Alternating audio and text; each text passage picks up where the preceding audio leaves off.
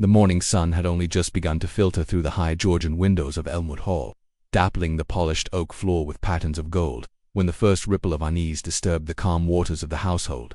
In the elegant breakfast room with its soft grey wallpaper, ancestral portraits, and an enormous silver samovar steaming at one end of the table, the household of Sir Anthony and Lady Margaret Danes was assembling in their usual slow, orderly fashion. At the head of the table, Sir Anthony sat perusing the Times, his monocle perched precariously in one eye, a slice of toast in his other hand. Opposite him, Lady Margaret poured tea with the studied grace of a woman born into the habits of English aristocracy. Her white hair was arranged in a bun so tight it might have been carved from alabaster, and her expression was as unreadable as ever. The guests there were always guests at Elmwood trickled in one by one. First came Mr. Julian Latham, Sir Anthony's much younger cousin and heir presumptive. He was lean, tanned, and casually elegant in a blue double-breasted blazer, his bright eyes skimming the table for fresh gossip or perhaps a diversion. He greeted the room with a smile that felt just too charming to be sincere. Behind him entered Miss Penelope Rogue, a reserved young woman with thick spectacles and hair the color of chestnut bark. She was Lady Margaret's companion, ostensibly employed to read to her in the afternoons and assist with correspondence, though the lady rarely allowed either. Then came Major Basil Catterick, red-faced and barrel-chested, a former army man turned bore who had survived the East African campaign but not, it seemed, his own stories. He launched into one as he reached for a kidney from the chafing dish, and there I was, in the bush, not a man in sight but a whole tribe of Kikuyu warriors, and would you believe it? No, said Lady Margaret coolly, lifting a single eyebrow as she stirred her tea, I should think not.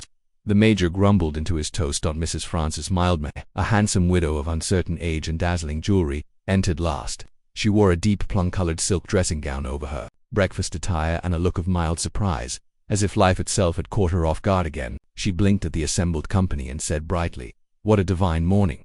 Has the world ended yet?" "Not before luncheon, I should hope," murmured Julian. It was then that the butler, Withers, glided into the room on noiseless shoes. In his gloved hand he held a silver tray, on it a single envelope of stiff buff paper. "A telegram, sir," he intoned, addressing Sir Anthony. Sir Anthony looked up, puzzled. A telegram at this hour? Who on earth? He took the envelope, opened it with a practiced slice of a silver paper knife, and read. The monocle fell from his eye. Lady Margaret, with a glance at her husband's now pale complexion, said in a tone as cold as steel, "Well, out with it." Sir Anthony read aloud, voice slightly trembling. "Telegram received, Paddington, 7:46 a.m. Stop. Do not trust the man with the silver cane. Stop. He already knows. Stop. R.R."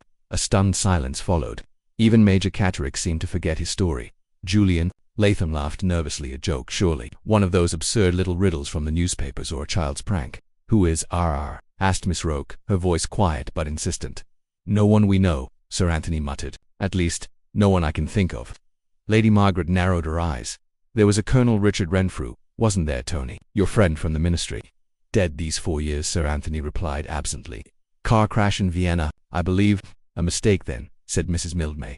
"It must be for someone else." "With our address on the envelope," Lady Margaret shot back. "Highly unlikely." The entire table had shifted in mood. Breakfast was forgotten. There was a strange, sudden hush, like the house itself was listening. The silver cane, the warning, the strange signature, it had unsettled them all in that uniquely English way where direct confrontation is avoided. But tension thickens the air like London fog. The moment was broken by the sound of the front doorbell. Sir Anthony flinched. At this hour.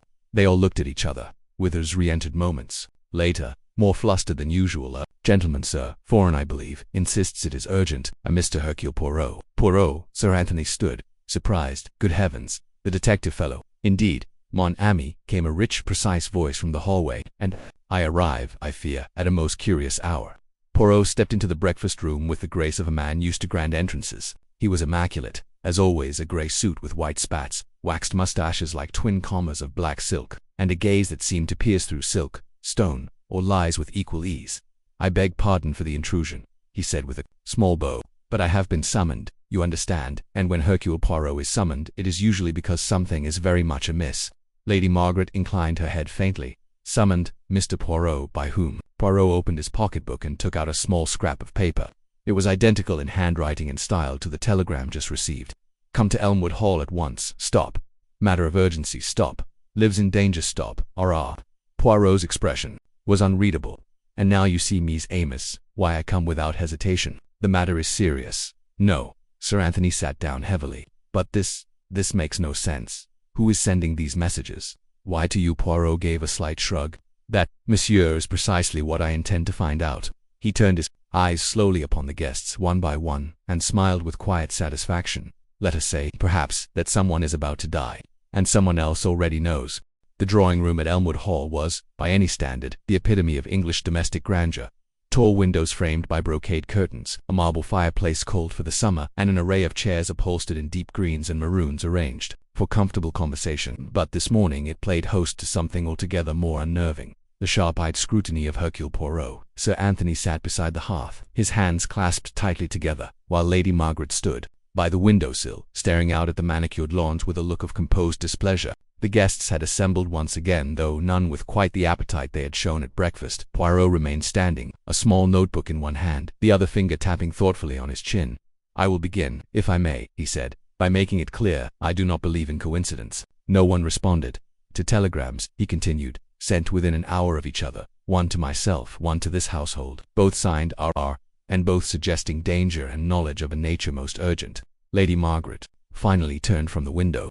"But if this is a warning, Mr. Poirot, why the theatricality? Why not simply state the threat outright?" "Because, madame," said Poirot, "the person who sends such a message does not wish to be known, yet still wishes the truth to emerge."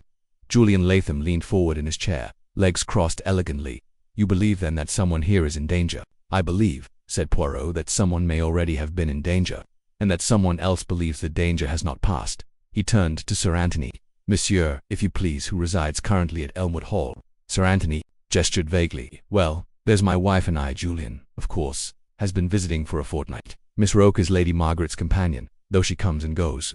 Major Catterick arrived 2 nights ago for the weekend.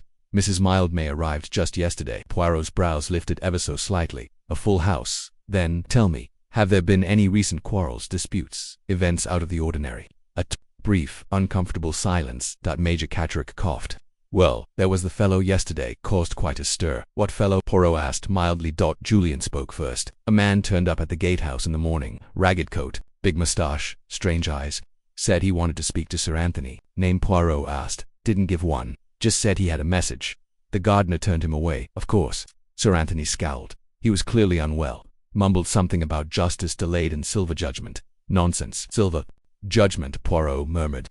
"And the telegram says, 'Do not trust the man with the silver cane.' Curious." Lady Margaret looked sharply at her husband. "You didn't mention that." "I didn't think it important," Sir Anthony replied stiffly. Poirot gave a delicate sigh. "Nothing, monsieur, is unimportant, especially to the criminal mind. Did this man, by chance, have a silver cane?" "No," said Julian. "At least, I didn't see one, but he might have." "He could have left it at the gatehouse," added Miss Roke quietly. "He seemed not quite right in the head." Mrs. Mildmay gave a theatrical shiver. "I don't like all this cloak and dagger nonsense. First telegrams, now madmen with cryptic messages. I came for a quiet weekend in the country." Poirot turned to her, smiling. "Ah, madame, but the countryside is never so quiet as it seems. Beneath its peaceful lawns and clipped hedges lie many secrets." "No." She blinked at him, flustered. He moved next to the sideboard and placed his notebook down. "Let us proceed." Methodically. "May I ask, when did each of you arrive at Elmwood?" "I've been here since Tuesday," said Julian. "No drama when I arrived. Miss Roke, I live in the village. I come every weekday morning," she said. "I was here yesterday and the day before. Major Catterick arrived Thursday evening. Drove up from Oxford. And you, Madame Mildmay, yesterday morning, on the 11:12 from Paddington." Poirot's moustaches twitched. "The 11:12, you say? Then you arrived after the first telegram was sent, assuming, of course, that the telegrams were genuine and not forged." He picked up the 2 telegrams from the breakfast table where they had been laid out and examined the delivery stamps. "See here," he pointed. "One sent at 7:46 a.m. from Paddington. One at 8:01 from Victoria. Different hands, different offices, yet both invoking the same signature. R.R. Julian stood.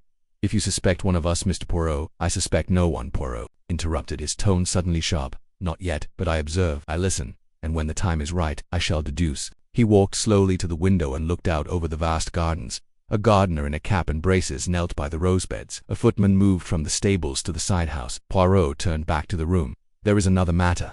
You say, the man who came yesterday spoke of justice delayed. That is a phrase with weight. Something or someone must have been done wrong." Lady Margaret gave a little laugh. "You'll have to narrow it down, Mr. Poirot, in a house like this. There are enough buried scandals to fuel a lifetime of crime novels." Poirot's eyes gleamed. "Then I have come to the right place, madame." Just then, Withers appeared at the door. "Sir Anthony," he said, looking pale, "a note has been left in the library." "A note?" Sir Anthony stood. By whom it's unsigned, but it was placed on the writing desk. None of the staff saw anyone enter. Poirot raised a finger. May I see it? Withers handed it over. It was folded once and written in a firm, slanting hand. Poirot read it aloud. He walks among you already. The cane is not what it seems. R.O. There was a collective intake of breath. Poirot smiled thinly. Ah, he said. Then it begins. But what? I wonder the truth. Or the performance. It was just past 11 when Hercule Poirot requested a private tour of Elmwood Hall. I find, he told Sir Anthony, that houses like people reveal more when they are not expecting to be watched. The baronet looked faintly puzzled, but acquiesced with a polite nod. Withers will show you anything you wish to see. Poirot declined the butler's company. No, thank you. I prefer to observe at my own pace, without footsteps behind me. One hears things more clearly that way, and so he walked the halls of Elmwood alone, or at least appeared to. In truth, Poirot was listening as much as he was seeing. His steps soft against Persian rugs, his mind already worried. The great house, a sprawling Georgian structure with later Victorian additions, exuded money and age in equal measure. But it also exuded tension, that subtle heaviness in the air, the kind Poirot had learned to notice years ago in cases where secrets lay thick as dust. The library, where the strange note had been found, was his first destination. A grand room, 2 stories tall with a galleried upper walkway. It was lined with leather-bound volumes, most untouched for decades. A ladder leaned against the far wall, and a scattering of recent detective novels lay on a side table. Poirot noted titles: Trent's Last Case, The Red House Mystery, The Hollow Man. He smiled faintly. Even among English gentry it seemed that fashion for murder fiction was thriving, but it was the desk that drew his attention. A vast, polished thing in the bay window, facing out toward the lawn. The note had been left here, Sir Anthony had said. Poirot crouched, observing the grain of the wood, then the drawer handles.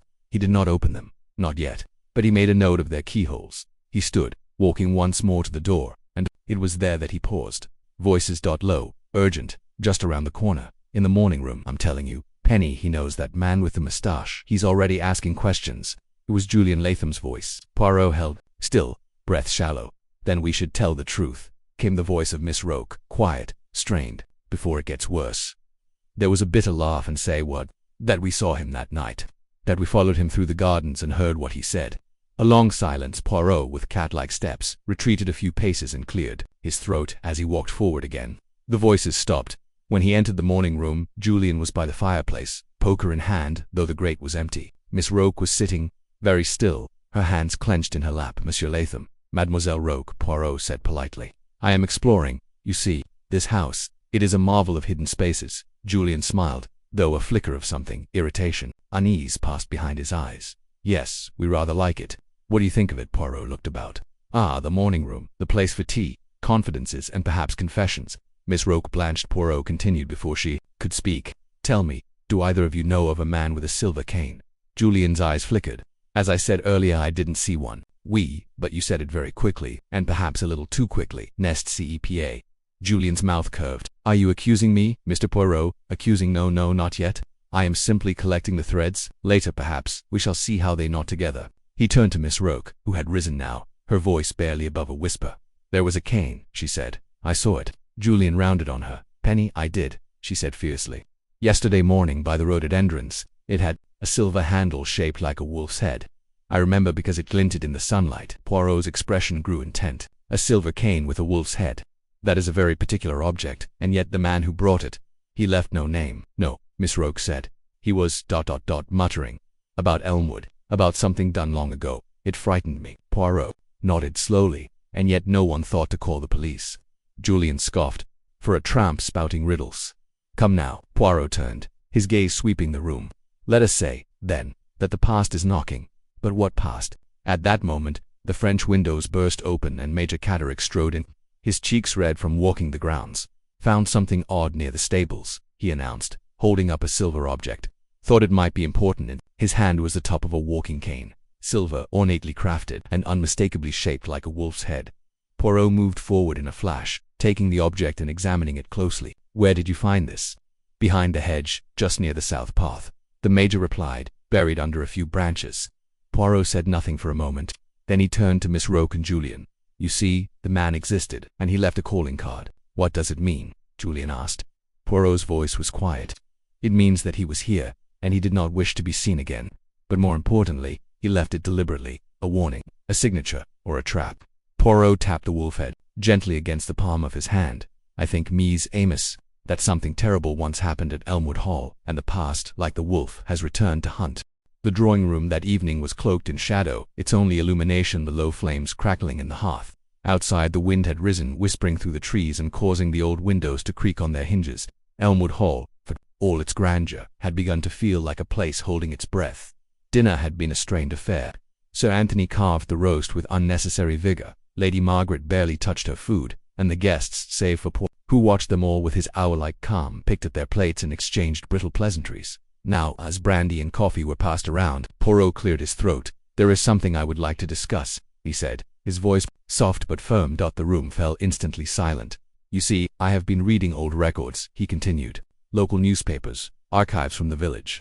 Elmwood Hall has quite the reputation. A respectable one mostly, except for one curious detail." Lady Margaret sipped her coffee, which is Poirot glanced toward the fireplace. "The bonfire night. 10 years ago, to be precise." Sir Anthony frowned. "Surely that's ancient history." "Ancient?" Poirot raised his eyebrows. 10 years is not so long, monsieur. Not when a man may carry a grudge for a lifetime." Julian spoke up, voice faintly amused. "You mean the incident with the groundskeeper's boy?" "We won Arthur Phelps, a local boy. Bright, quiet. He disappeared during the Guy Fawkes celebrations held on these very grounds. The police presumed he ran away. No sign of foul play." Miss Roke set her teacup down with a trembling hand. "I was at school then, but I remember my parents speaking of it. A sad affair. Very sad indeed," Poirot said, "especially because the boy had no reason to run. No money, no destination, and a fondness for his father. He simply vanished." There was a pause. "More troubling still," Poirot continued, "is that the bonfire that night was unusually large, a heap of timber the size of a haystack, and no one questioned that the fire had grown larger during the evening than originally planned." Major Catterick coughed. "You're not suggesting he was—" "I suggest nothing," said Poirot coolly, "only that the ashes told no tale." Sir Anthony's voice was hard. "Surely you're not implying that someone here had anything to do with that? It was years ago and the police found no evidence." Poirot turned slightly in his chair. "And yet someone remembers it. Someone who signs his messages with RR, someone who warns of danger, of the silver cane, of justice delayed. Could it be just perhaps that this RR believes the boy was murdered?" Lady Margaret's voice was tight. "We were abroad that winter, in Florence, but your estate hosted the event," Poirot said softly, "and not all invitations are rescinded when the master is away. Young Mr. Latham, you were in residence then, were you not?" Julian nodded slowly. "Yes, I had just returned from Cambridge. I helped organize the event. Fireworks, the bonfire, all of it." Poirot's gaze sharpened, and the guest list who was present. Julian hesitated. "Locals mostly. Friends from the village. The doctor, the vicar, a few of the estate, workers and their families. It wasn't exclusive." Poirot pressed further. "And Mrs. Francis Mildmay?" She looked surprised. "I wasn't even in the country. I'd only just moved to Paris." Poirot gave a tiny nod. "Then you are not among my suspicions." He stood and walked to the window, peering out at the night. "The man with the silver cane appeared yesterday. He spoke of judgment, of justice. He leaves behind his cane a symbol, perhaps, and today we receive messages from one who calls himself RR. We must ask ourselves, who was wronged here?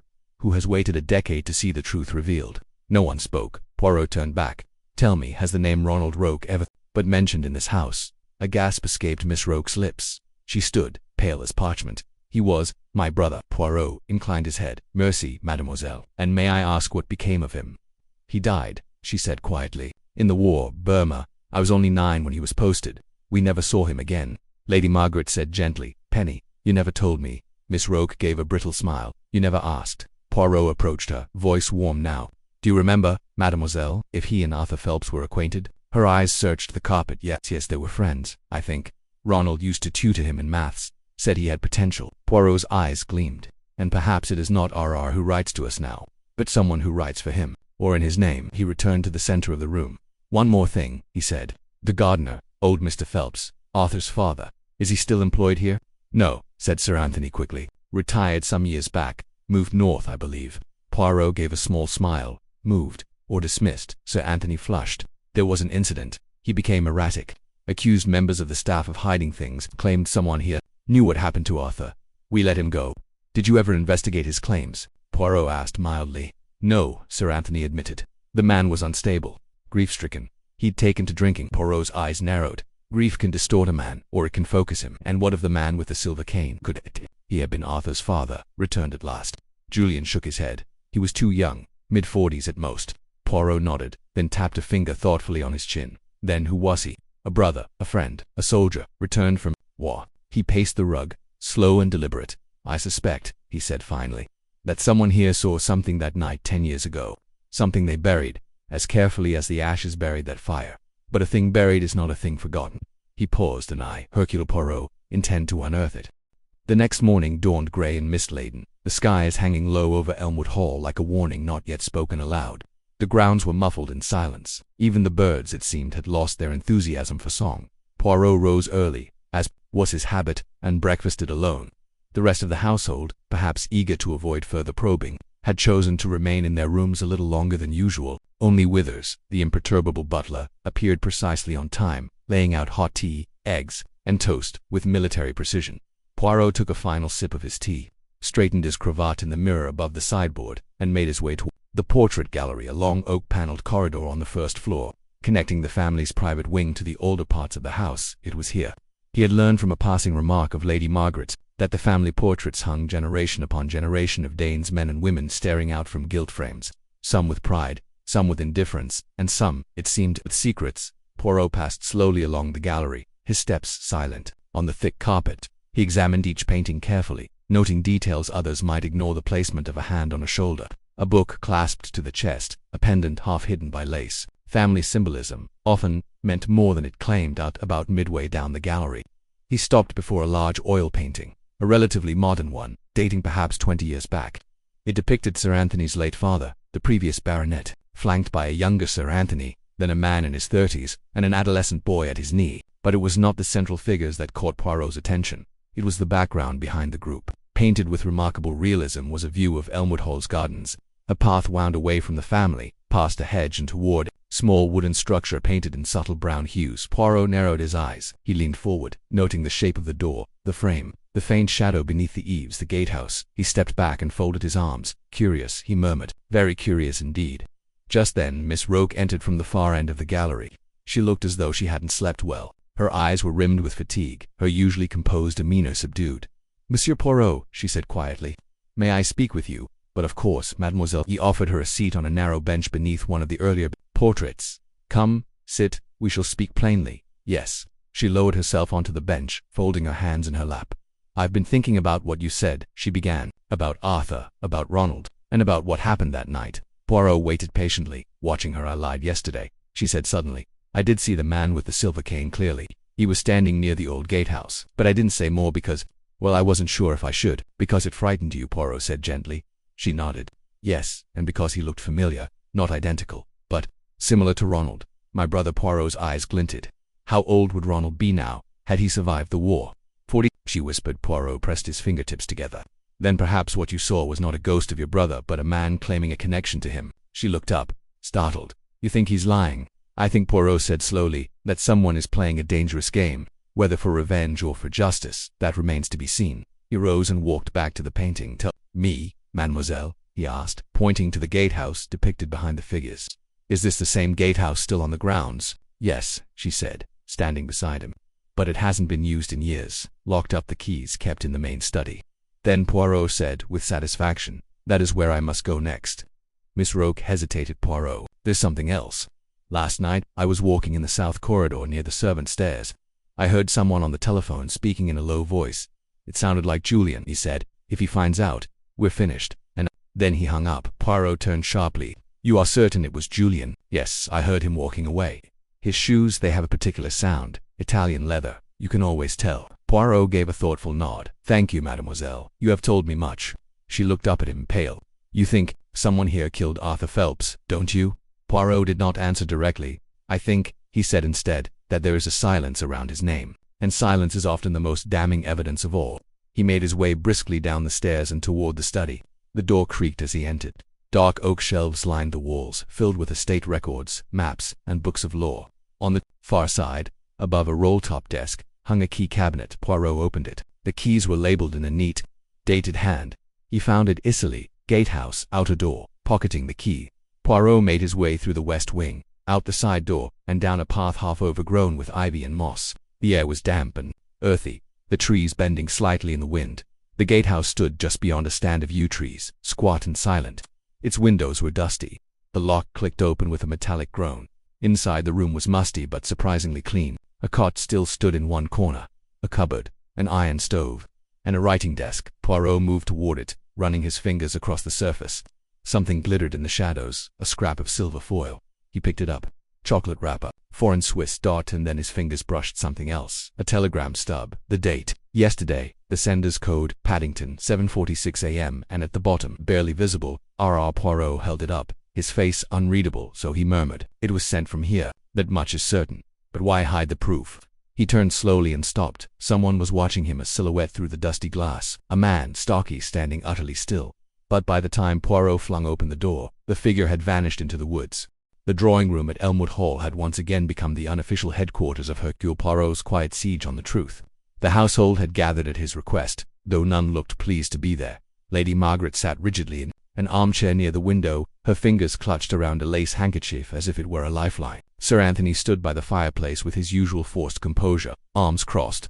Julian Latham lounged with a nonchalance that had begun to feel increasingly performative. Mrs. Mildmay examined her nails with too much interest, and Major stood near the drinks trolley, helping himself to a generous portion of whiskey. Miss Penelope Roke hovered near the bookcase, silent, her eyes shadowed. She and Poirot had exchanged a brief glance upon entering, a subtle acknowledgment of the discoveries made that morning at the gatehouse. Poirot, perfectly composed as always, stood before the mantel, hands folded over his walking stick, a prop he did not need, but found useful for punctuating his observations. He began not with accusation but with observation. "There are many kinds of lies," he said mildly. "There are the lies of commission when one says what is not true. There are the lies of omission when one leaves out what is important.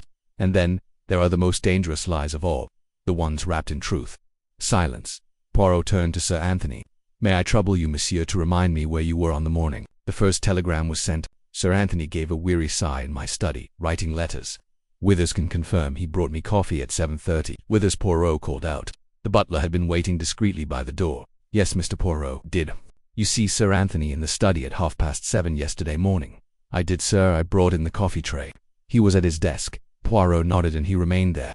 "With respect, I wouldn't know, sir. I left immediately. Afterward, quite." Poirot turned back to the others. "And you, Mr. Latham, where were you at that hour?" Julian gave a careless shrug. "In my room, I imagine, sleeping. I'm not in the habit of rising with the sun." Poirot nodded thoughtfully. "Miss Roke, I arrive at the house around 8 each morning," she replied. "The staff door at the rear." Poirot walked slowly across the room. "And yet," he said softly, "the telegram sent to me was time-stamped 8:01 a.m. at Victoria, which means it must have been written, addressed, and dispatched before that hour." He paused, then looked directly at Julian. "A telegram can be sent by anyone. One simply walks into the office, writes down the message, pays, and leaves. But only someone with prior knowledge could send both telegrams, one to me, one to this house, and know I would come immediately." Julian's eyes narrowed. "You're suggesting I sent them?" "I suggest, monsieur," said Poirot, "that someone with access to the house and knowledge of my reputation wanted me here." Lady Margaret interjected coldly. "Surely if someone wished to draw attention to a crime, it speaks to innocence, not guilt." Poirot inclined his head. "Unless, madame, it is done to control the narrative, to direct suspicion away, to shape the investigation from the outset." He returned to his notebook. "This morning, I searched the gatehouse. It has not been lived in for years, yet yesterday it was opened. Inside I found the remnants of a Swiss chocolate wrapper, not remarkable in itself unless one considers he withdrew something from his pocket, a matching wrapper, half folded and slightly crushed, that I found this one in the waste bin of Mr. Julian Latham's room." All eyes turned to Julian. He gave a dry laugh. "Are we investigating chocolate now?" Poirot's expression did not change. Murder investigations often begin with the smallest details. "From wrapper to weapon, monsieur, your tastes betray you." Julian's face had tightened. "You're reaching him." Poirot stepped closer. "Then perhaps you'll also explain how a telegram stub, bearing the sender's copy of the message addressed to this very house, and time-stamped from Paddington, ended up in the drawer of the desk in the gatehouse. A desk that, I have on record, you helped to furnish years ago when it was converted for use by a short-term tenant. A desk that had no key, because the key, monsieur, is in your possession." Julian's defiance wavered. "You can't prove that." Poirot gave a small, infuriating smile. "But I do not need to. You see, I have already spoken to the postmistress in the village. A man matching your description sent a telegram at precisely 7:30 yesterday morning. He wore gloves and a scarf, odd for summer, but what she remembered most was the silver cufflink on his right wrist, a serpent design." Poirot looked down at Julian's sleeves. "Perhaps you've changed them today." Julian opened his mouth, then closed it again. Sir Anthony looked thunderstruck. "Julian, what the devil is this about?" "I was trying to help," Julian said at last, the veneer cracking. I thought if Poirot came quickly he'd stop whatever madness was unfolding. The messages, the cane, that man. Lady Margaret rose slowly. You sent the telegrams. Julian looked miserable now. I did. I sent them both. I panicked. Poirot raised a brow. And why, monsieur, would you panic unless you feared discovery? Not of your messages, but of something else. Julian hesitated. Poirot leaned in. Something you did 10 years ago. Julian's voice dropped. I didn't kill him. Poirot's eyes sharpened. But you saw who did, didn't you? There was a long silence. Julian's jaw clenched. Yes, Lady Margaret gasped. You knew all these years. I was 19, Julian said, anguish creeping into his voice. I saw something by the bonfire that night. I didn't understand it at first. I saw Arthur. He was arguing with someone. I didn't see the face. I thought it was nothing. But then he disappeared. And when the police came, you said nothing, Poirot finished. I was afraid. And later, it seemed too late. Poirot turned to the others, his tone crisp. Let us be clear. Mr. Latham did not murder Arthur Phelps, but he knew or suspected that someone in this house had. And now that person believes their secret is under threat once again. They sent the man with the silver cane away. They left the warning notes. They created a distraction. Poirot's voice dropped, and I believe they may kill again. The sky darkened early that evening, clouds smothering what little light remained as a chill wind rattled the ivy on the old stone walls of Elmwood Hall. The estate stood stoic against the gloom, but inside, tension coiled like smoke. Hercule Poirot had planted the seed of revelation, and now it was growing roots in every room, every silence, every sideways glance. Julian Latham had not spoken since his confession. He remained in the drawing room, pacing, lighting cigarette after cigarette, though he hardly inhaled. The others, stunned by the revelation, had drifted away to their respective quarters, each carrying the burden of suspicion heavier than before. Only Poirot remained composed. Shortly before dinner, he requested a word with Miss Roke, not in the parlor but in the cellar, a curious choice. But she obeyed without question, curiosity overcoming caution. Poirot met her at the top of the narrow staircase leading down beneath the east wing. He held a torch in one hand and a bundle of old estate maps in the other. You trust me, mademoiselle? He asked gently. Yes, she replied. Then let us see if Elmwood still remembers what others have tried to forget. The cellar was musty and close, lined with stone and ancient beams. Cobwebs danced in the torchlight. They passed crates of old wine, crumbling sacks of coal, and a row of unused hurricane lamps. Years ago, Poirot began. His estate had a second entrance from the servants' quarters into the old wine vault through this very cellar. But when the staff wing was renovated, the passage was sealed. I found it marked on a blueprint dated 1912. He paused at a discolored wall. You see here, a seam. Brickwork of a different kind. Someone tried to hide this. Miss Roke frowned. But what does this have to do with Arthur? Poirot did not answer. He removed a pocket knife and chipped away at the mortar. After a few minutes of work and a surprising amount of dust, a section of brick shifted. Behind it, a hollow. Reaching inside, Poirot withdrew an object wrapped in oilcloth. The bundle was heavy and made a metallic sound. He unwrapped it inside. Lay a child's bicycle rusted, the tires brittle, the handlebars bent. It was a boy's make, the kind once given as a birthday gift. Tucked into the spokes was a tagged, now yellowed and barely legible dot to Arthur. Happy 12th. Love. Dad. Miss Roke gasped. That's Arthur's. Poirot nodded solemnly. He never ran away. He never left Elmwood. They stood in silence for a moment. The weight of the discovery pressing upon them, Poirot wrapped the bicycle once more and replaced it in the wall. We leave it here for now, he said. Let the murderer believe it still lies undisturbed. Miss Roke looked at him in horror. You know who it is, don't you? I am nearly certain, Poirot replied. There is only one piece left, one question unanswered. He led her back up the stairs and out into the hallway, where Withers was just lighting the wall sconces. Ah, Withers, Poirot said smoothly. Might I ask a favor? I should like to inspect the family's guest ledgers for the year 1934 through 1936. The butler looked mildly startled. That would be in the records cabinet, sir. In the west study, Mercy. Poirot excused Miss Roke and made his way to the west study. It was the least used room in the house, dusty and sparsely furnished, containing mostly filing cabinets and old correspondence. The guest ledger was a thick volume bound in green leather. Poirot flipped it open, scanning the carefully penned names. Each visit was logged with date, room assignment, and sometimes even length of stay. He flipped to November 5, 1935 bonfire. Night. His finger moved down the page slowly. Guests for the celebration. Sir Anthony, Lady Margaret abroad, so not present, Julian Latham, several local friends, and one name, underlined faintly in red ink, Dr. Lionel Trench, guest of the family. Poirot stilled. He flipped further. Back, found nothing. Then forward again. Nothing. A single entry, a single night. No further visits. No notes. A visiting doctor. Present the night a child vanished. He rose with the ledger in hand and went in search of Lady Margaret. He found her alone in the parlor, gazing into the fire. Madame, he said gently, May I join you? She nodded. Poirot sat and laid the ledger on the table. Tell me, he asked softly, do you remember a man named Lionel Trench? Lady Margaret did not look away from the flames. Yes, she said after a moment. He was a physician, a guest of Anthony's, though I never liked him. He was too charming, too watchful.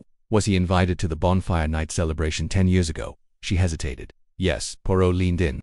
Did he know Arthur Phelps, I believe? So Arthur was helping set up the fireworks display. Lionel was seen speaking with him. Poirot's voice lowered, and afterward Lady Margaret's face hardened. He left. No one saw him go. No goodbye. Just vanished. When Arthur disappeared, Anthony tried to find Lionel, but he'd left no forwarding address. Poirot nodded. Slowly. That Madame is most revealing.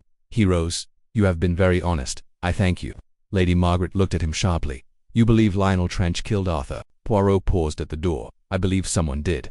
And Dr. Trench, if that is the name he still uses, may not be far. He exited, leaving Lady Margaret pale and silent.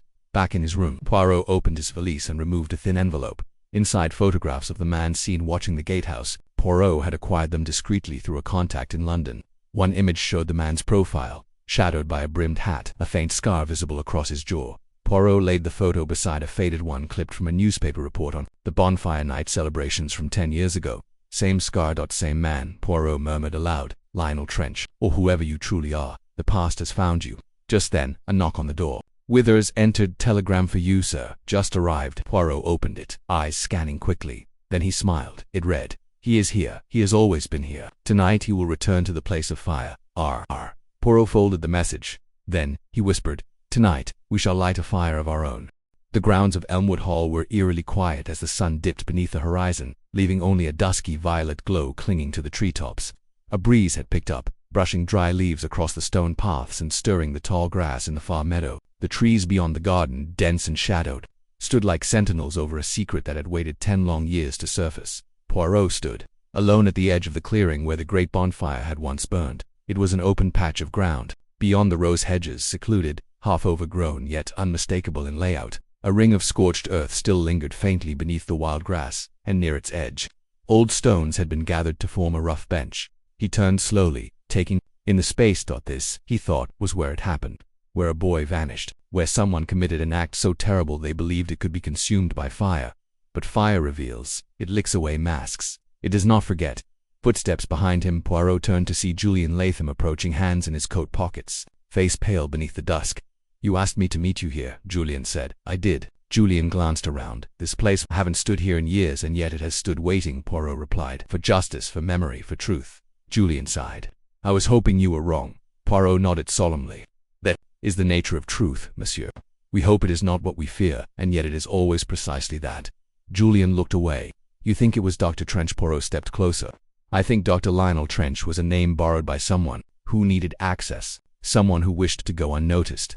He was never registered with any proper medical body. He never stayed at a single address. But his face is remembered.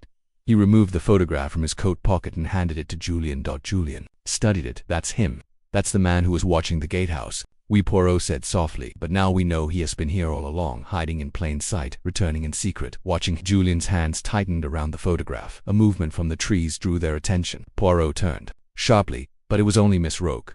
Stepping carefully through the undergrowth. I received your note, she said breathlessly. You said I should come, that I should be here for the truth. Poirot smiled faintly. I believe it will matter, to you more than most. Julian looked between them, confused. What's going on? Poirot looked down at the earth. We stand on the place of fire. It is symbolic, yes. Here, a boy disappeared. Here, a man now returns. He turned to them both. Tonight, he will come again. And then, a snap of twigs. All three turned sharply.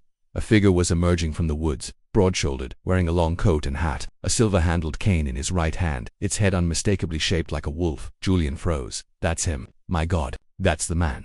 Poirot stepped forward calmly. Bonsoir, monsieur, or shall I say Ronald Roke? The man removed his hat. Beneath the brim was a face, lined by time, eyes weary, jaw firm. The scar along his cheek had faded but not disappeared. I wondered how long it would take you, the man said.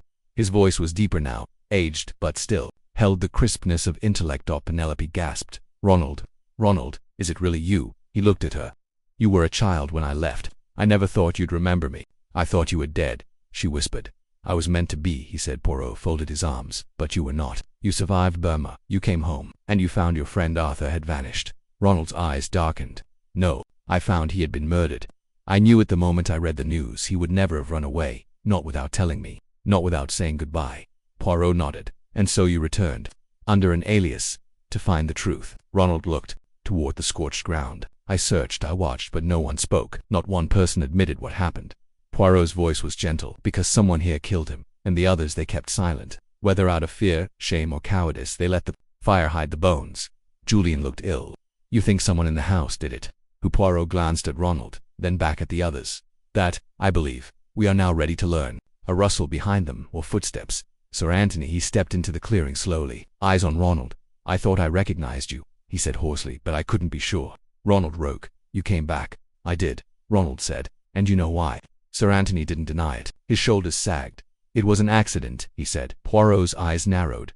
Go on. Sir Anthony looked to the fire's remains. Arthur caught Lionel Trench, whoever he really was, going through my private papers, he threatened. To tell me, there was a scuffle. I don't know what happened. I only found them after Arthur was unconscious. Trench swore it wasn't intentional. Yet you didn't call the police, Poirot said coldly. I was terrified, Sir Anthony admitted. If word got out that I'd hosted a conman, one who'd killed a child, the scandal would have destroyed my family. Trench begged for time to leave, and Arthur, he broke off. Arthur never woke up, Ronald said quietly. No, sir, Anthony confirmed. We panicked. We buried the truth in the fire. The body, the bicycle, all of it. Julian's face was white. You lied to me. To all of us. I protected you. Sir Anthony cried. I protected this family. Poirot stepped between them. Nan, you protected yourself. Silence, except for the trees whispering around them. Poirot turned to Ronald. You came for justice. You have it now. Ronald's voice was ragged. He burned my friend, and lived in luxury for 10 years. Poirot nodded. But justice is not vengeance, and the law will not burn him. It will judge him, Sir Anthony slumped. I'll confess to the police. It's time. Poirot said nothing. The moment did not need embellishment. He looked to the others.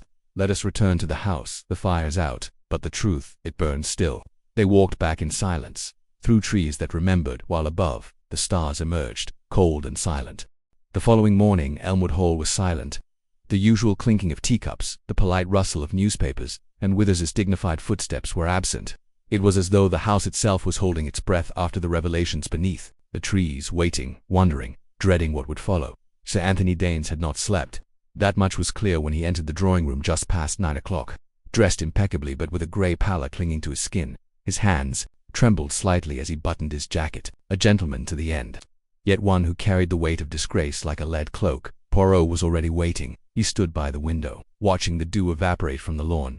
When Sir Anthony entered, Poirot did not turn at once. He allowed the silence to settle, not out of cruelty but to give dignity to what was to come. Sir Anthony cleared his throat. I telephoned the county constable this morning, he said quietly. They will arrive before noon. I will tell them everything. Poirot finally turned. You are certain, monsieur? I am, Sir Anthony replied. I should have done it years ago. I told myself it was an accident, that I didn't strike the boy, that I didn't mean for him to die. But the truth is, I made a choice that night. I chose the family's reputation over a child's life, over a father's grief, over justice. He walked to the hearth and stared down into the cold ashes. I buried him with my silence. Poirot watched him closely, and the man calling himself Lionel Trench, a fraudster, Sir Anthony said. He came recommended by someone I foolishly trusted, said he was studying estate psychology, whatever that meant. I caught him rifling through personal letters. I asked him to leave. Arthur overheard. He followed Trench outside. That much I learned later. Poirot nodded. And when you found Arthur, he was still lying near the bonfire stack. No blood, just still. Sir Anthony's voice cracked slightly. Trench said the boy had fallen, that he'd tried to stop him running. I didn't believe him, but I was afraid of scandal, of the press, of being remembered not as a baronet, but as the man who invited a killer to a children's event. And so you built the fire higher, Poirot said quietly. You added wood. You ensured it would burn fast, hot, and long. Sir Anthony nodded. Poirot sighed. You were wrong, of course. I know that now, Sir Anthony said. But I knew it then too. Just then, the door opened. Ronald Roke stepped in, coat on, silver cane in hand. He looked at Sir Anthony. For a long time, Poirot interjected, sensing the air thick with unspoken emotion. Monsieur Roke, you have heard what Sir Anthony has said, what he will now do. I came to see if he meant it. Ronald replied. Sir Anthony met his gaze. I do. If I hang for it, so be it. Ronald gave a tired nod. That boy, he was the best of us. He never asked for anything. Just wanted to be part of something larger. He thought Elmwood was a place of honor. I know what it truly is, Sir Anthony said. Now there was a long pause. Poirot remained motionless, letting the moment run its course. Ronald finally spoke. "I don't forgive you. I don't ask you to," Sir Anthony replied. "But I won't stop you," Ronald added. "Let the law decide what's left." Poirot exhaled softly. "That is all one can do, monsieur." He turned to Ronald. "You may leave this house, now, without guilt. The truth has been spoken aloud." Ronald nodded. "I will return to London. I've done what I came for." Poirot stepped forward. "I would offer you transport to the station." "No need," Ronald said. "I came on foot. I'll leave the same way." Poirot smiled faintly, a man of symmetry. Ronald left without another word. Later that morning, Inspector Murchison of the County Constabulary arrived, a tall man. With a weathered coat and a permanent squint, he listened to Sir Anthony's confession without interruption. Poirot offered documentation, the telegrams, the blueprint, the photograph, and the recovered bicycle. Sir Anthony signed a full statement, and then, without resistance, he was taken into custody. The next day, Poirot prepared to leave Elmwood Hall. Lady Margaret saw him off at the front steps. Her expression was unreadable, but her eyes lingered on Poirot with something akin to weary gratitude, I suppose. She said quietly, "That this house will never be the same." "No," Poirot agreed, "but perhaps it can now begin to heal." She gave him a sharp look. "You believe in healing, Mr. Poirot?" "I believe," he said, "that truth is like pruning a rose, painful, but necessary, if we are to see it bloom again." Julian stood near the gate, watching from a distance. Miss Roke beside him. S. Poirot stepped into the waiting motor car. He looked out at the trees one last time. There, beyond the hedgerow, was the clearing. Quiet now, empty, but not forgotten. Poirot murmured aloud, "The place of fire has cooled, but the ashes will remember." The car pulled away down the long drive, past the wrought iron gates of Elmwood Hall, and behind it, the truth at last remained.